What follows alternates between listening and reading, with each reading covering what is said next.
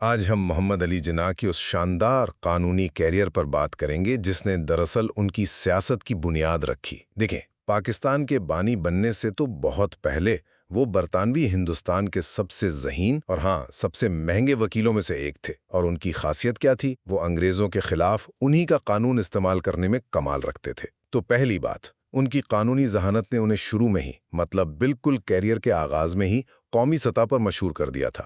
ہوا یوں کہ بمبئی میونسپل کارپوریشن کا ایک کیس تھا جس میں انہوں نے ایک ایسے امیدوار کو کامیابی سے نااہل قرار دلوایا جسے برطانوی افسروں کا ایک گروہ دھاندلی سے جتوانا چاہتا تھا۔ اس سے ان کی حکمت عملی بالکل صاف ہو گئی کہ برطانوی نظام کے اندر رہو اور اسی کی خامیوں کو استعمال کرو۔ اچھا، دوسری بات یہ کہ وہ اصولوں پر کبھی سمجھوتا نہیں کرتے تھے اور انتہائی نڈر تھے۔ آپ ان کی بے باکی کا اندازہ صرف اس ایک واقعے سے لگا لیں جب وائسرائے لارڈ منٹو نے انہیں ٹوکا کہ آپ بہت سخت زبان استعمال کر رہے ہیں، تو جناح نے کیا جواب دیا؟ انہوں نے کہا، مائی لارڈ، مجھے تو اس سے بھی زیادہ سخت زبان استعمال کرنی چاہیے تھی۔